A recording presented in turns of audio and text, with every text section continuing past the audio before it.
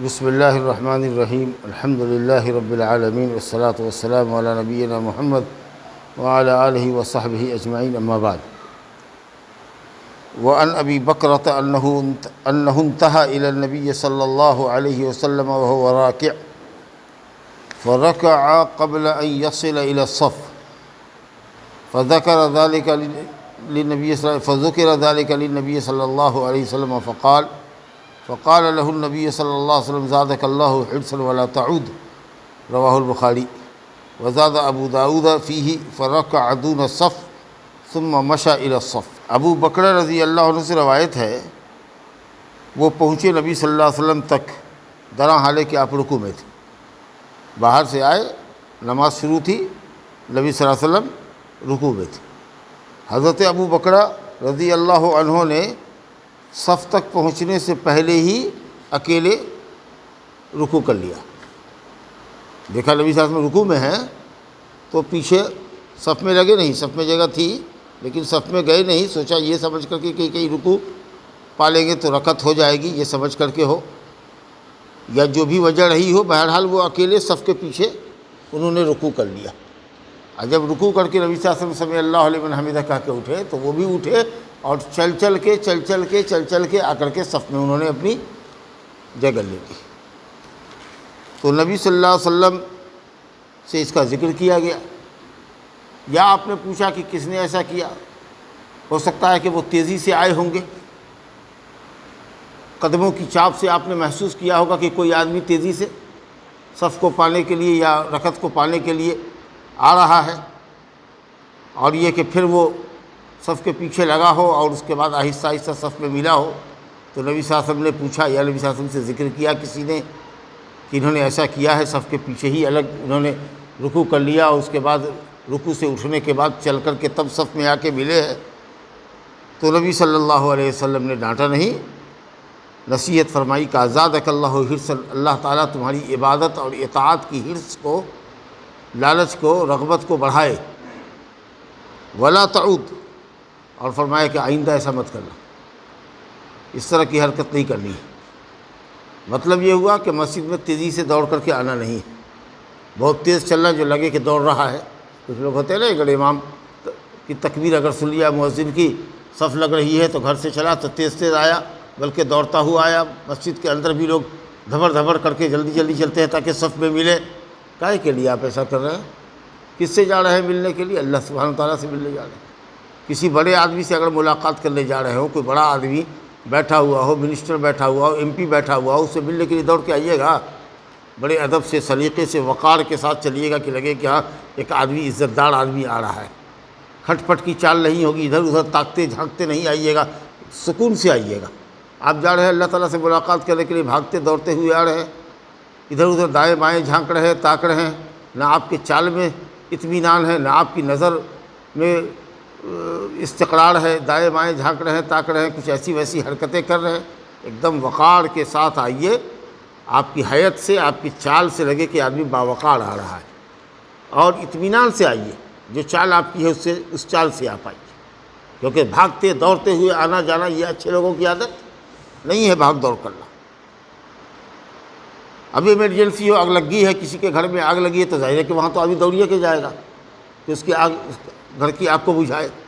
لیکن یہاں آپ کی کوئی ایمرجنسی نہیں ہے تو آپ اطمینان کے ساتھ آئیے نا، جیسے ایک عزت دار باوقار آدمی چلتا ہے، چل کر کے آپ آئیے، کیونکہ آپ کو معلوم ہے کہ جہاں سے پانا ہے وہاں سے امام کے ساتھ نماز پڑھنا ہے، جو چھوٹ جائے گا اس کو ہم بعد میں پورا کر لیں گے، تو بھاگنے دوڑنے کی کیا ضرورت ہے؟ تو بہرحال نبی صلی اللہ علیہ وسلم نے کہا کہ یہ جو تمہارا صف کے پیچھے اکیلے لگنا ہوا، صف سے الگ رکوع کرنا ہوا، پھر رکوع کے بعد نیت باندھتے ہوئے یا نماز میں داخل ہوتے ہوئے چل کے صف تک ملنا ہوا، یہ سب عمل آپ کا بنا ہوا۔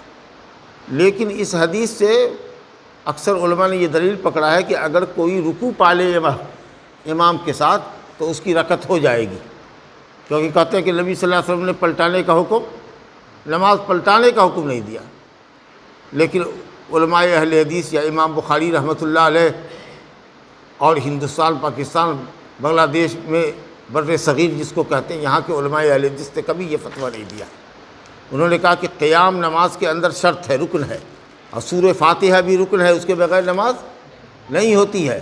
لہٰذا اگر کوئی امام کو رکوع کی حالت میں پائے تو اللہ اکبر کہہ کے رکوع میں سیدھا چلا جائے، لیکن وہ رکعت اس کی شمار نہیں ہوگی، جبکہ حنفی کے یہاں، مالکی کے یہاں، شافعی کے یہاں، حنبلی کے یہاں نماز ہو، اس کی وہ رکعت ہو جائے گی۔ گویا کہ اگر امام کو رکوع کی حالت میں پایا تو سورہ فاتحہ ساقط ہو گئی، اب وہ رکعت اس کی شمار کر لی جائے گی۔ اور دلیل میں یہی حدیث پیش کرتے ہیں کہ نبی صلی اللہ علیہ وسلم نے نماز پلٹانے کا حکم نہیں فرمایا، تو اس میں اس بات کا بھی کہاں حکم فرمایا کہ تمہاری نماز ہو گئی یہ کہاں فرمایا کہ وہ رکعت تمہاری ہو گئی؟ آپ نے تو صرف کہا کہ اللہ تمہاری نماز کے حرص کو بڑھائے، آئندہ ایسا مت کرنا۔ تو جو کچھ بھی انہوں نے کیا تھا اس سب سے نبی صلی اللہ علیہ وسلم نے منع فرما دیا۔ امام بخاری کہتے ہیں کہ آج تک اگر یہ بات رہی بھی ہوگی کہ رکوع پا لینے سے رکعت ہو جاتی ہے، تو آج کے بعد جب نبی صلی اللہ علیہ وسلم نے منع فرما دیا کہ آئندہ ایسی حرکت نہیں کرنا، تو دوڑ کے آنا بھی منع ہوا، صف میں اکیلے کھڑا ہونا بھی منع ہوا، اور رکوع پانے سے رکعت کا شمار کیا جانا بھی منع ہوا۔ سمجھا کہ نہیں؟ بلکہ وہ تعجب کرتے ہیں امام شافعی رحمۃ اللہ علیہ پر، جو کہتے ہیں کہ بغیر سورہ فاتحہ کے نماز نہیں ہوتی، تو کہتے ہیں کہ کیسے وہ رکوع پا لینے سے نماز کے اس رکعت کے پا لینے کے قائل ہے، جبکہ اس آدمی نے قیام نہیں پایا، سورہ فاتحہ نہیں پایا۔ تو یا تو وہ کہیں کہ رکوع پانے سے رکعت ہو جاتی ہے تو اپنے اس پہلے قول سے پھر جائیں کہ سورہ فاتحہ ضروری نہیں ہے، یا اگر کہتے ہیں کہ نہیں سورہ فاتحہ کے بغیر نماز نہیں ہوتی ہے تو اس قول سے پھریں۔ یہ کیوں کہتے ہیں کہ رکوع پانے سے رکعت ہو جائے گی؟ تو دو الگ الگ بات ہو گئی، سمجھا نا؟ تو امام بخاری رحمۃ اللہ علیہ اس معاملے میں بڑے سخت ہے، اور وہ یہ کہتے ہیں کہ یہ نہیں جب تک کہ قیام اور رکوع سورہ فاتحہ نہیں پڑھے گا کوئی بھی نمازی کسی رکعت میں، اس کی رکعت نہیں ہوگی۔ اور نبی صلی اللہ علیہ وسلم نے جو ان کو منع فرمایا کہ آئندہ ایسا نہ کرو، اللہ تعالیٰ تمہاری عبادت کی حرص اور لالچ کو بڑھائے لیکن آئندہ ایسا نہ کرو، اس کا مطلب یہ ہوا کہ تمام چیزوں سے آپ نے منع فرما دیا۔ کھٹ پٹ کر کے دوڑ کر کے صف میں شامل ہونا، صف میں بغیر ملے ہوئے اکیلے تنہا صف کے پیچھے کھڑا ہو جانا، اور اسی طریقہ سے رکوع پانے کی اس میں لالچ میں کہ رکوع پالے گی تو رکعت ہو جائے گی ہماری، وہ سب چیز سے نبی صلی اللہ علیہ وسلم نے منع فرمایا۔ اب بعض علماء نے کہا کہ نہیں، ان کو معلوم تھا پہلے سے کہ رکوع پا لینے سے رکعت نہیں ہوتی ہے، تو وہ انہوں نے پورا کر لیا ہوگا۔ تو پھر یہ سوال ذہن میں اٹھتا کہ اگر ان کو یہ معلوم تھا کہ رکوع پا لینے سے رکعت نہیں ہوگی تو پھر صف کے پیچھے اکیلے کھڑے ہونے کی ان کو کیا ضرورت تھی؟ آتے باقاعدہ صف میں جہاں جگہ ملتی وہاں رہتے۔ اس کا مطلب یہ لگتا ہے کہ بات یہ نہیں ہے، بہت واضح بات یہ نہیں ہے کہ ان کو یہ معلوم تھا کہ رکوع پانے سے رکعت نہیں ہوتی ہے، بلکہ انہوں نے اپنے خیال سے یہ سمجھا کہ رکوع پا لینے سے رکعت ہماری ہو جائے گی، اس لیے انہوں نے چاہا کہ امام کے رکوع سے اٹھنے سے پہلے ہم جھک جائیں رکوع کے اندر، اور بعد میں چل چل کر کے ہم یہاں پر آ جائیں گے۔ سمجھنا کیا؟ تو بہرحال وہ سورہ فاتحہ رکن نماز ہے، قیام رکن نماز ہے، رکوع پا لینے سے رکعت نہیں ہوگی۔ لیکن کہا نا کہ چاروں امام کے لوگ کہتے ہیں کہ رکوع پا لینے سے رکعت ہو جاتی ہے۔ چل اسی طریقے سے کچھ لوگ یہ سمجھے کہ اگر رکوع صف کے پیچھے ہو جانے سے ان کی رکعت ہو گئی تو صف کے پیچھے اگر ایک آدمی بھی کھڑا ہو کے نماز پڑھ لے گا تو نماز ہو جائے گی۔ یہ بات اگر اس سے دلیل پکڑے تو یہ بات غلط ہے، کیونکہ اس بیچارے نے صرف رکوع ہی پکڑا، اس کے بعد تو وہ سجدہ میں جانے سے پہلے صف میں آ کے مل گئے۔ اس لیے اگر کوئی شخص صف میں جگہ نہیں پاتا ہے یا کسی شخص کے آنے کا انتظار نہیں کرتا ہے، اور اگر تنہا نماز صف کے پیچھے پڑھتا ہے تو اس کی وہ رکعت نہیں ہوگی، اس کو انتظار کرنا ہے۔ یا تو صفی میں جگہ بنائے، دو چار آدمی کے کندھے پر ہاتھ دے کر کے ذرا سا اس کو ایک دوسرے سے سٹائے تاکہ ایک آدمی کی جگہ بن جائے، اور نہیں تو وہ کھڑا کھڑا انتظار کرے، لوگوں کو آنے دے۔ اگر کوئی آتا ہے تو ٹھیک ہے، نہیں اگر کوئی آتا ہے تو آخری صف میں آخری نماز تحیات میں بیٹھ جائے، کیونکہ کوئی رکعت اس کی ہوئی نہیں، وہاں سے اپنی پوری نماز پڑھے گا اور اللہ تعالیٰ اس کی نیت کے اعتبار سے اس کو جماعت کا ثواب عطا کر دے گا۔ کیونکہ اب روایت نیچے آ رہی ہے، وعن وابصۃ بن معبد رضی اللہ عنہ کی روایت ہے کہ ان رسول اللہ صلی اللہ علیہ وسلم، نبی صلی اللہ علیہ وسلم نے ایک شخص کو دیکھا کہ وہ صف کے پیچھے تنہا نماز پڑھ رہا ہے، فامر ان یعید الصلاۃ، تو آپ نے اس کو حکم دیا کہ نماز پلٹاؤ، نماز پلٹاؤ۔ تو صف کے پیچھے پڑھی ہوئی نماز نہیں ہوگی، بالکل واضح روایت ہے۔ یہ روایت ہے احمد، ابو داؤد، ترمذی کی۔ امام ترمذی نے اس کو حسن کہا، ابن حبان نے صحیح کہا، اور انہی سے روایت ہے وابصہ سے، یا ابن حبان میں ہی روایت ہے طلق ابن علی سے کہ لا صلاۃ لمنفرد خلف الصف، منفرد کی نماز صف کے پیچھے نہیں ہوتی ہے. منفرد کہتے تنہا اگر کھڑا ہو کے نماز پڑھے گا، ایک رکعت اگر اس نے پوری پڑھ لی تو باطل ہو گئی. سمجھ لیں کہ صف کے پیچھے نماز نہیں ہوتی ہے. بہت سے لوگوں کو دیکھا ہے ہم نے بھی کہ سلام پھیرا تو دیکھا کہ اکیلے صف پہ کھڑا ہوا ہے. کیا بات ہے بھائی؟ تو جگہ نہیں تھی، تو جگہ نہیں تھی تو اسی میں جگہ بناتے، اور نہیں تو کھڑے رہتے، لوگوں کے آنے کا انتظار، کسی کے آنے کا انتظار کرتے.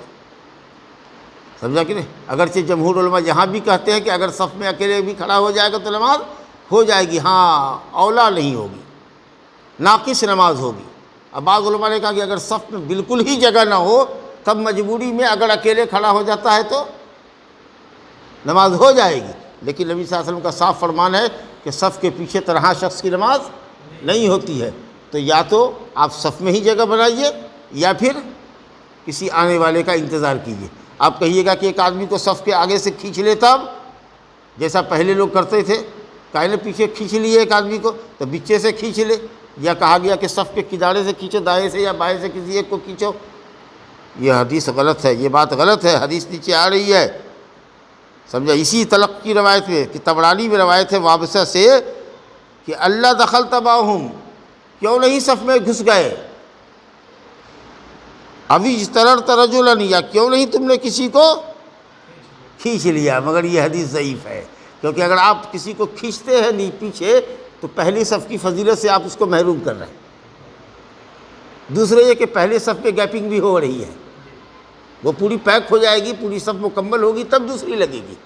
تو آپ کو کیا حق ہے کہ کسی کو کھینچ کے اپنے فائدے کے لیے اس کو پہلی صف کے ثواب سے محروم کر رہے ہیں؟ تو اس لیے کھینچنے والی جو بات ہے کہ صف کے بیچ سے ہو یا صف کے کنارے سے ہو، کھینچ لو کسی کو پیچھے صف پہ اور اس کے ساتھ مل جاؤ، یہ مسئلہ صحیح نہیں ہے، غلط ہے. تو یا تو آپ تھوڑا تھوڑا لوگوں کو ایک دوسرے سے قریب کر کے اپنی جگہ صف میں بنائیے، اور نہیں تو پھر انتظار کیجئے کسی آنے والے کا. اگر کوئی نہ آوے تو تحیات کے اندر آخری تحیات میں جب دیکھیے کہ اب امام سلام پھیرنے والا ہے، اللہ اکبر کر کے اکیلے بیٹھ گئے، کیونکہ کوئی رکعت آپ کی ہوئی نہیں. اب یہاں سے آپ کو پوری نماز پڑھنی ہے. اللہ تعالیٰ سے امید رکھیے کہ آپ کی نیت کے اعتبار سے اللہ آپ کو جماعت کا ثواب عطا کرے گا. آگے دیکھیے مسجد میں آنے کے آداب کیا ہے، وہی جو ابھی آپ نے پڑھا کہ دوڑتے بھاگتے ہوئے آ رہے ہیں صف میں جگہ لینے کے لیے یا رکعت پا لینے کے لیے جو آدمی کی کیفیت ہوتی ہے. بہت صحیح حدیث ہے، بخاری مسلم کی حدیث ہے. عن ابی ہریرہ رضی اللہ عنہ عن نبی صلی اللہ علیہ وسلم قال، حضرت ابو ہریرہ رضی اللہ عنہ سے روایت کرتے ہیں کہ آپ صلی اللہ علیہ وسلم نے فرمایا، اذا سمعتم الاقامۃ فامشوا الی الصلاۃ، جب اقامت کے کلمات کان میں پڑے تو چل چل کے مسجد میں آؤ، بھاگتے دوڑتے ہوئے مسجد میں نہ آؤ. سمجھا.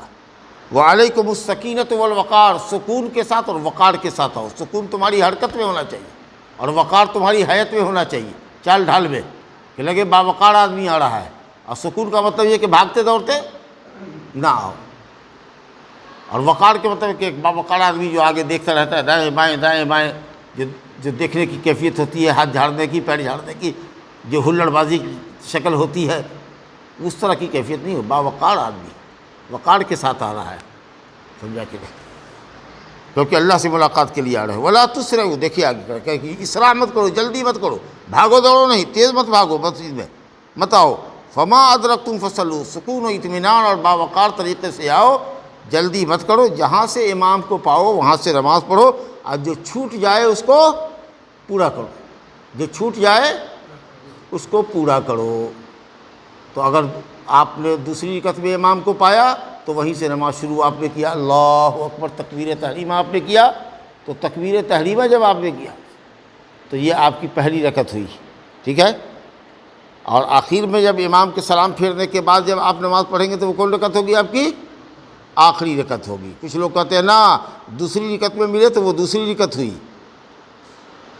سمجھ لیں گے؟ تو ایسا نہیں ہوگا. جہاں سے مقتدی تکبیر تحریمہ شروع کرے گا وہ اس کی پہلی رکعت ہوگی، سمجھ لیں گے؟ اس کا مطلب ہے کہ اگر تیسری رکعت میں آپ آئے، مغرب میں امام کو تیسری رکعت میں پایا، ایک رکعت پایا اور امام تحیات میں بیٹھ گیا، سلام پھیرا، تو اب آپ جو اٹھیں گے وہ دوسری رکعت کے لیے اٹھیں گے. آپ پھر جب دو رکعت آپ کی ہو جائے گی تو پھر تحیات میں بیٹھیں گے. یہ دو رکعت پر تحیات ہے نا.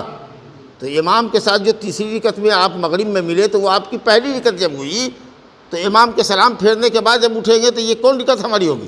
دوسری. تو دو رکعت کے بعد تحیات میں بیٹھیں گے نا، تو تحیات میں بیٹھیں گے.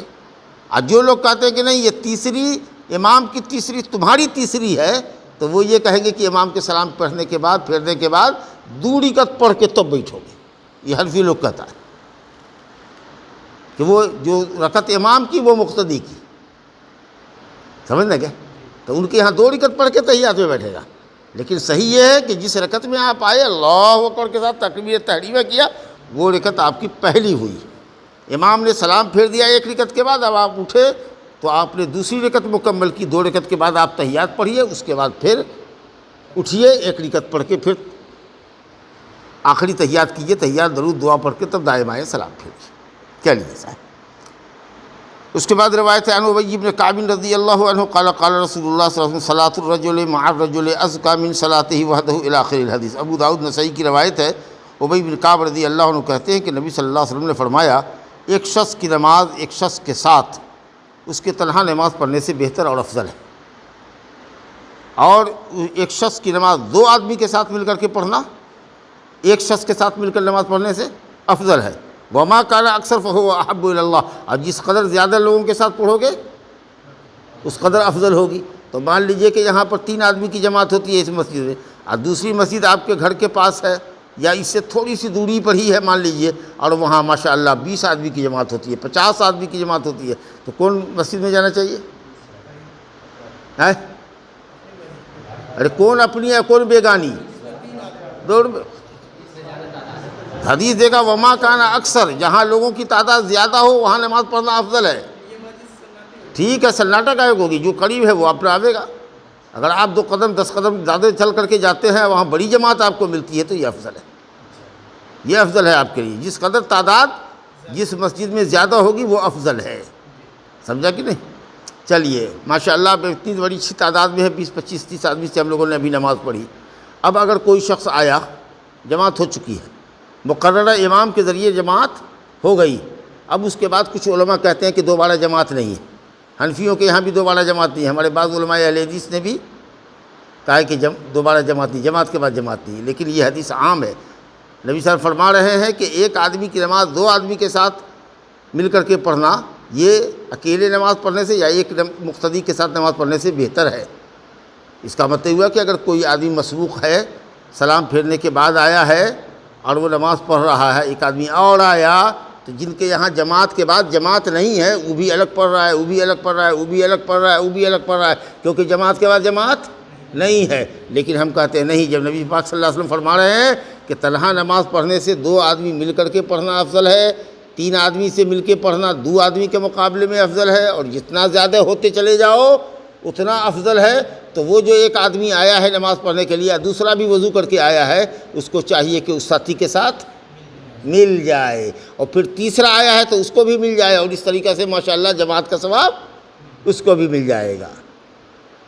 سمجھ لگے؟ تو جماعت کے بعد جماعت جائز ہے، اور تنہا نماز پڑھنے سے 2 آدمی سے مل کے 2 آدمی کے مقابلے میں 3 آدمی سے مل کر کے پڑھنا افضل ہے. یہ حنابلہ کا قول ہے اور یہ بالکل صحیح قول ہے. سمجھا کہ تنہا نماز نہیں پڑھنی چاہیے. ہاں لیکن اب ہے کہ ہم دیکھ رہے ہیں بغل میں ہمارا گھر ہے، جان بوجھ کر لیٹ کر رہے ہیں، دیکھ رہے ہیں کہ امام کی قرات کان میں آ رہی ہے، جماعت چھوڑ دیا، گپ میں رہے اور اس کے بعد آئے، تو آپ یہ کہہ سکتے ہیں کہ اس کی کوتاہی ہے. دیکھیے جس جماعت کے لیے اذان دی جاتی ہے، وقت مقرر ہے، امام مقرر ہے، اس جماعت کو اس نے جان بوجھ کے چھوڑ دیا، کھڑا رہا. لیکن ایک آدمی ہے بھاگتا دوڑتا کہیں بیچارہ کام میں تھا، ابھی گھر پہنچا ہے، گاڑی اس نے لگائی ہے اور مسجد میں آیا تو دیکھا کہ امام نے سلام پھیر دیا ہے. اب اس نے وضو کیا، اس کے بعد اپنے سنت پڑھا یا فرض پڑھنے کی اس نے نیت کیا، اور ایک دوسرا شخص بھی اسی طریقہ سے متخلف ہے جو پیچھے رہ گیا. تو اگر وہ دونوں مل کر کے اگر جماعت کر لیتے ہیں تو 1 سے بھلے 2 اور 2 سے بھلے 3، اور اس طریقہ سے جتنی بڑی تعداد ہوتی چلی جائے گی ہو جائے گی. تو الحمدللہ جماعت کے بعد بھی جماعت ہو سکتی ہے. سمجھ لیں گے؟ اس کے بعد ورقہ رضی اللہ عنہ ایک صحابیہ ہیں، وہ کہتی ہے کہ نبی صلی اللہ علیہ وسلم نے ان کو حکم دیا کہ وہ اپنے گھر کے والوں کی امامت کریں. یہ ابو داؤد کی روایت ہے، ابن خزیمہ نے اس کو صحیح کہا، لیکن حدیث میں کلام ہے. لیکن اس حدیث کی روشنی میں اس سے علماء نے استنباط کیا ہے کہ عورت اپنے گھر کی عورتوں کی امامت کر سکتی ہے، عورت مرد کی امامت کبھی نہیں کرے گی. اگر عالمہ حافظہ قاریہ بھی اگر ہے، اب وہ چاہے کہ امامت کر لے اور اس کی بیٹیاں بھی کھڑی ہوئی ہیں اور شوہر بھی پیچھے کھڑا ہو جائے، آگے کھڑا ہو جائے، نہیں. مرد کو ہر حال میں اکیلے نماز پڑھنا ہے، اگر جماعت میں نہیں گیا ہے تو عورت کے پیچھے نہیں کھڑا ہو سکتا، نماز اس کی باطل ہو جائے گی، سمجھ لے گا؟ تو ورقہ کو اگر حکم دیا ہے آپ نے تو اپنی گھر والیوں کے ساتھ، یعنی گھر کی عورتوں کے ساتھ کوئی عورت جماعت کر لے تو ٹھیک ہے، ورنہ ہر عورت اپنے اپنے گھر میں نماز پڑھے۔ گویا کہ جائز ہے، یہ بہت افضل کام نہیں ہے۔ عورتوں کو اگر جماعت ملنا ہے تو مسجد میں آئیں، نہیں تو ان کے لیے ان کا گھر افضل ہے۔ اگر وہ گھر میں تنہا بھی پڑھتی ہے تو مسجد میں با جماعت نماز پڑھنے سے افضل ہے۔ یہ جماعت مردوں کے لیے ہے۔ عورتیں اگر گھر میں تنہا نماز پڑھتی ہیں تو مسجد میں آنے سے افضل ہے۔ کیوں؟ تاکہ پردے میں رہے۔ وہ اسلام چاہتا ہے کہ عورت پردے میں رہے، اس لحاظ سے۔ اور باہر کے گھر کے مقابلے میں اگر اندر والے گھر میں جو بیڈ روم ہے اس کا، اگر اس میں پڑھتی ہے جہاں سے کوئی اس کو دیکھے نہیں، اس کے رکوع اور سجدے کی آواز بھی کوئی نہ سنے، تو اور زیادہ اچھا ہے جتنا چھپ کر کے پڑھے، سمجھ لیں گے؟ تو اس لیے عورتوں کے لیے ان کے گھر افضل ہے۔ اب یہ ترغیب دینا کہ صاحب عورتیں آئیں مسجد میں با جماعت نماز پڑھیں، جمعہ نماز پڑھیں، نہیں، تو یہ ان کے لیے گھر افضل ہے۔ لیکن اگر وہ آتی ہیں تو آپ ان کو روکیے مت۔ یا شوہروں کو کہا گیا کہ آپ ان کو روکیے مت۔ ہاں، خوشبو لگا کے نہ آویں، زیب و زینت کر کے نہ آویں، بناؤ سنگار کر کے نہ آویں، لیکن اگر وہ آنا چاہتی ہیں تو وہ آ سکتی ہیں، آپ روکیے نہیں۔ ویسے ان کے لیے ان کا گھر افضل ہے، ان کو گھر میں نماز پڑھنے کے لیے کہیے، سمجھ لیں گے؟ لیکن اگر کوئی گھر کی عورت پڑھی لکھی ہے، اگر وہ چاہے کہ اپنے گھر کی عورتوں کی امامت اگر کر لے تو انشاءاللہ اس میں کوئی حرج نہیں ہے، جائز ہے، لیکن افضل عمل بہرحال نہیں ہے، جائز ہے۔ اس کے بعد فرمایا وعن انس رضی اللہ عنہ ان نبی صلی اللہ علیہ وسلم استخلف ابن ام مکتوم یؤم الناس وهو اعمى۔ حضرت انس رضی اللہ عنہ کہتے ہیں کہ نبی صلی اللہ علیہ وسلم نے ایک موقع پر حضرت ام مکتوم کو، عمر ابن ام مکتوم کو اپنا نائب بنایا۔ وہ اندھے صحابی تھے، لوگوں کی امامت کر رہے تھے، تو معلوم یہ ہوا کہ اندھے کی امامت بھی جائز ہے۔ نبی صلی اللہ علیہ وسلم نے اپنا نائب بنایا، قائم مقام بنایا۔ تو اگر مان لیجئے کہ صاحب اندھا آدمی ہے لیکن حافظ قرآن ہے اور ہم میں کوئی حافظ قرآن نہیں ہے، قرآن اس کو صحیح پڑھنا آتا ہے، مسائل بھی جانتا ہے وہ، تو امامت کا اہل کون ہوگا؟ بینا کہ نابینا؟ نابینا، کیونکہ اس کے اندر شرط پائی جا رہی ہے قوم کی امامت وہ کرے جو اس کو قرآن سب سے زیادہ صحیح پڑھنا آتا ہو، سب سے زیادہ یاد ہو۔ تو اگر اس نابینا کو یاد ہے تو وہی امامت کرے گا۔ لیکن مان لو کہ دو حافظ ہے، ایک بینا بھی ہے ایک نابینا بھی ہے، سمجھا؟ دونوں کو مسئلہ بھی خوب یاد ہے، تب ایسی صورت میں ہم کہیں گے کہ بینا کو امامت کرواؤ، سمجھ لگے؟ ہاں، کیونکہ وہ قبلہ کی طرف سیدھا کھڑا ہوگا، ہو سکتا ہے نابینا تھوڑا دائیں ٹک جائے بائیں ٹک جائے، ہے نا، کیونکہ اس کو آنکھ بیچارے کو نہیں ہے۔ لیکن اگر بینا آدمی اس کے مقابلے کا قرآن پڑھنے والا نہ ہو یا اس کے مقابلے کا مسئلہ مسائل جاننے والا نہ ہو تو پھر نابینا ہی امامت کرے گا۔ جو ام القوم اقرأہم لکتاب اللہ، قوم کی امامت وہ کرے گا جو قوم میں سب سے زیادہ قرآن کا حافظ ہوگا، قرآن کو صحیح ضبط اور اتقان کے ساتھ پڑھتا ہوگا، وہی امامت کرے گا، سمجھا کہ نہیں؟ تو بینا کی امامت جبکہ شرط پائی جائے افضل ہے، نابینا کی امامت بھی جائز ہے۔ کب؟ جبکہ وہ نابینا سب سے اچھا ہو یا اس سے بڑھ کے کوئی نہ ہو۔ چلیے صاحب، وعن ابن عمر رضی اللہ عنہما قال قال رسول اللہ صلی اللہ علیہ وسلم صلوا علی من قال لا الہ الا اللہ وصلوا خلف من قال لا الہ الا اللہ، رواہ الدارقطنی باسناد ضعیف، حدیث ضعیف۔ کہتے ہیں ابن عمر رضی اللہ عنہما کہتے ہیں کہ رسول اللہ نے فرمایا جنازہ پڑھو ہر اس شخص پر جو لا الہ الا اللہ کہے۔ لا الہ الا اللہ کہتا ہے لیکن زندگی میں کبھی نماز نہیں پڑھا، لا الہ الا اللہ کہتا ہے قبر پرستی کرتا ہے، روزہ نہیں رکھتا ہے، شراب پیتا ہوا مر گیا، کلمہ پڑھتا تھا، کیا اس کا جنازہ پڑھیں گے؟ نہیں پڑھیں گے۔ مشرک ہے، شرک کا کام اگر کر رہا تھا، پوری زندگی بے نمازی تھا، صحیح قول یہ ہے کہ اس کا جنازہ نہیں پڑھا جائے گا، حدیث کمزور ہے۔ ہر اس آدمی پہ نماز پڑھو جنازہ کی جو لا الہ الا اللہ کہتا ہو، اور اسی طریقے سے فرمایا کہ ہر اس شخص کے پیچھے نماز پڑھ سکتے ہو جو لا الہ الا اللہ کہنے والا ہو، چاہے وہ فاسق و فاجر کیوں نہ ہو، مگر شرط یہ ہے کہ اس سے اچھا وہاں پر کوئی نہ ہو۔ اب جیسے آپ ہیں، ماسٹر صاحب ہیں، اب آپ داڑھی مڑاتے ہیں لیکن آپ کو قرآن بڑھیا یاد ہے اور یہاں پر کسی کو یاد نہیں ہے، سمجھا کہ نہیں؟ تو چلیے آپ ہی امامت کیجیے، سمجھا کہ نہیں؟ کیونکہ آپ میں ایک کرائٹیریا ہے کہ قرآن آپ کو زیادہ یاد ہے، حالانکہ فسق و فجور کا کام ہے کہ آپ داڑھی مڑائے ہوئے، لیکن جو داڑھی والا ہے اس سے آپ اچھا پڑھتے ہیں، اچھا آئیے آپ ہی مدد کیجیے، سمجھ گئے؟ تو یہ ٹھیک ہے، کیونکہ جس آدمی کی تنہا نماز اپنے طور پر صحیح ہو جاتی ہے نا، وہ آدمی قوم کی امامت بھی کر سکتا ہے۔ جب اس کی اپنی نماز صحیح ہے تو اس کے پیچھے دوسرے کی نماز بھی صحیح ہوگی، لیکن اب شرط یہ ہے کہ اس سے افضل آدمی نہ ہو۔ اگر اس سے افضل آدمی ہے تو یقیناً متقی پرہیزگار آدمی جس کو قرآن یاد ہے، صاحب ایمان اور تقویٰ ہے، اس کو امامت کرنی چاہیے۔ بہت اچھی بات۔ اور آخری حدیث جو آج کے درس کی ہے وہ بھی کمزور ہی سند سے ہے، علی بن ابی طالب رضی اللہ عنہ سے روایت ہے، کہتے ہیں کہ رسول اللہ نے فرمایا، جب تم میں کا کوئی نماز کو آئے اور امام جس حال میں ہو، فَلْيَصْنَعْ كَمَا يَصْنَعُ الْإِمَامُ، جو وہ وہی کرے جو امام کرتا ہے۔ حدیث تو کمزور ہے لیکن بات ٹھیک ہے۔ اگر ہم آئے اور امام ہمارا رکوع میں ہے تو اللہ اکبر کہتے ہوئے، بعض علماء نے کہا کہ نیت باندھو، پھر دوبارہ اللہ اکبر کہہ کر کے رکوع میں جاؤ۔ اب بعضوں نے کہا کہ سیدھے اللہ اکبر تکبیر تحریمہ کہتے ہوئے ہی رکوع میں چلے جاؤ، وہی تمہاری تکبیر تحریمہ بھی ہوئی اور تکبیر رکوع بھی ہوا۔ اگر امام تحیات کے اندر ہے، اللہ اکبر کہہ کر کے سیدھے تحیات میں جاؤ، تحیات پڑھو۔ اب امام ہے رکوع میں، آپ آئے اللہ اکبر کہہ کے بسم اللہ الرحمن الرحیم، چاہ رہے ہیں کہ امام رکوع سے اٹھے جب تک ہم سورہ فاتحہ ختم کر دیں اور اس کے بعد جلدی سے جھک کر کے ایک مرتبہ سبحان ربی العظیم بھی پا لیں گے تو ہماری رکعت ہو جائے گی۔ آپ نے خلاف کیا، یہ آپ کے لیے جائز نہیں ہے، کیونکہ امام جس حال میں تھا آپ کو اسی حال میں ہونا چاہیے۔